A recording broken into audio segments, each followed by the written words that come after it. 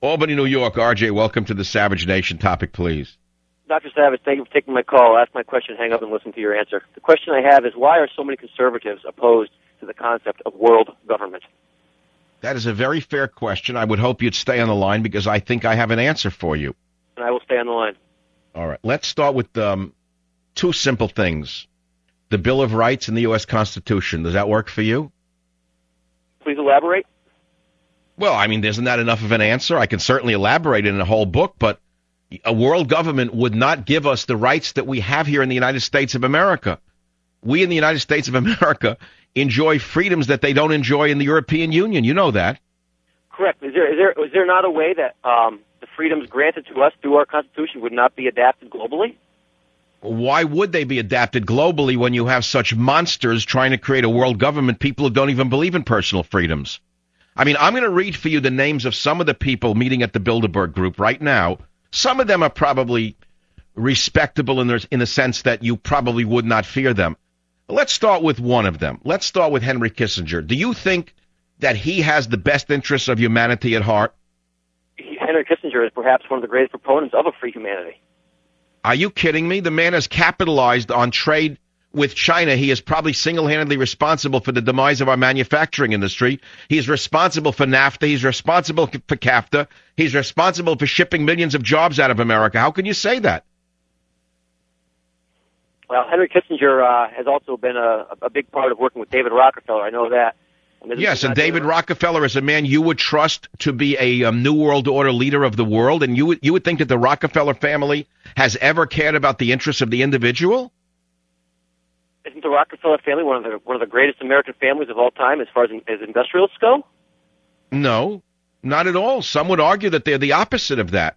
Some would argue that the Rockefellers were not very good for the average worker, like the thousands of workers who were shot when they rioted against Rockefeller companies way back in the beginning. So let's put it aside. I'm going to read a few other names. Here's some other people meeting at the Bilderberg group. Robert Rubin. Do you know who he is? I've heard the name. Co-chairman, Council on Foreign Relations, former Secretary of the Treasury, and former president of Citibank. He's one of the engineers of the financial meltdown of America. Why would you trust him to put the interests of the people ahead of his own greed?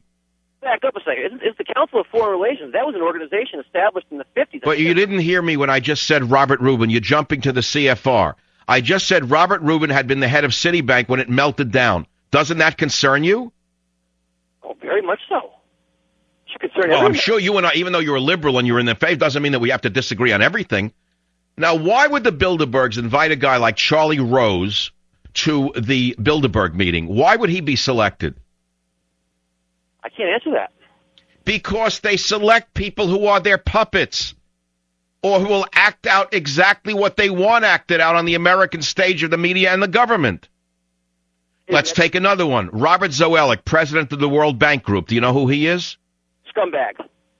Well, I didn't say that. I don't use those words. And I have a certain respect for prophylactics. Hey, do you know, Dr. Savage? At least I can get a laugh out of you. You know why the condom flew across? I think he just called to pull my leg. William Gates, co-chair of the Microsoft Corporation. Nothing wrong with him being there. But then you read that the president and CEO of Google is there.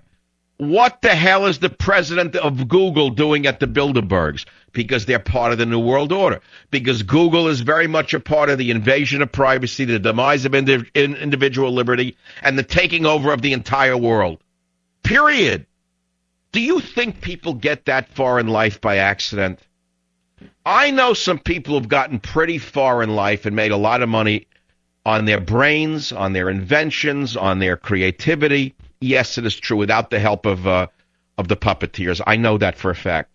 But I do know that beyond a certain level of political power, it is impossible to get anywhere unless you are anointed and selected in secret meetings such as this, whether it be the Skull and Bones at Yale or the Bilderberg Group or the other groups that you know, the others were created by the Rockefellers. And, you know, I realize this is information that is beyond the average person, and it's part of the right-wing conspiracy talk. Nevertheless, a lot of it's true. That's all. You know, don't get me started about those anointed in the conservative media either. because many of them got where they are because they are exactly what the conservatives, what the New World Order wants. Or let's put the establishment. Let's call it the establishment to make it less threatening. The reason some people have risen so high as so-called conservative commentators is because the established order wants their opinions put out there. They're mild by comparison to the reality of what we're living through. Okay?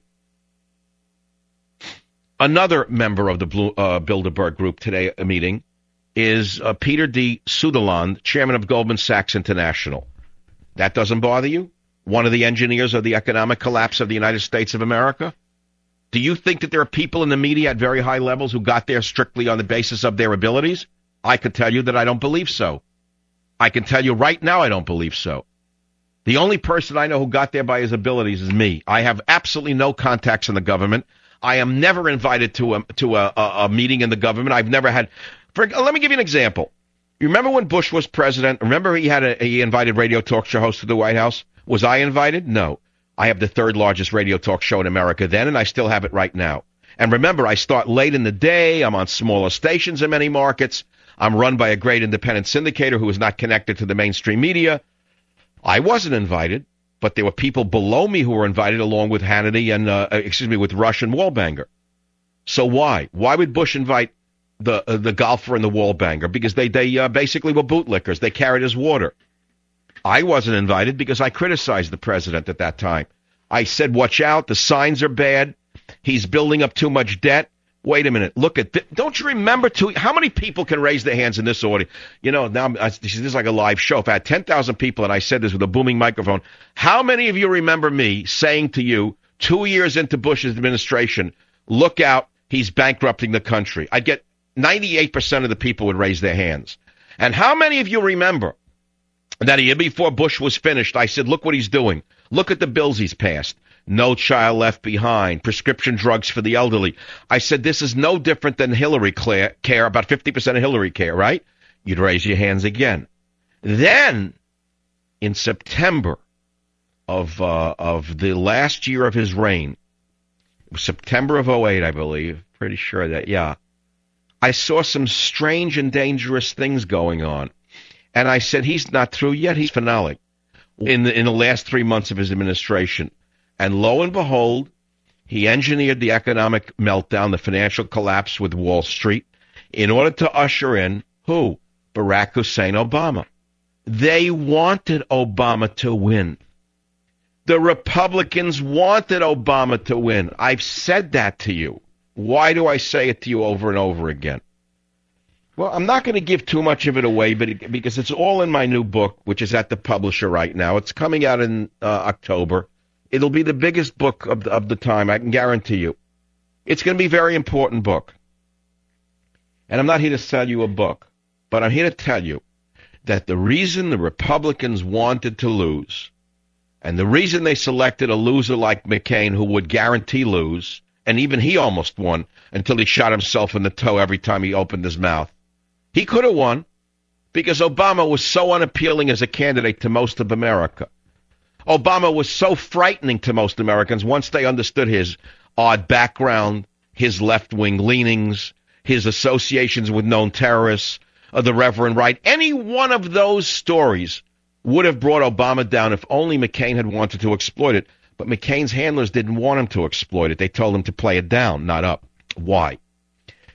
Because the Republicans had raped the Treasury for 8 straight years, and they knew that they didn't want the hot seat in the next election.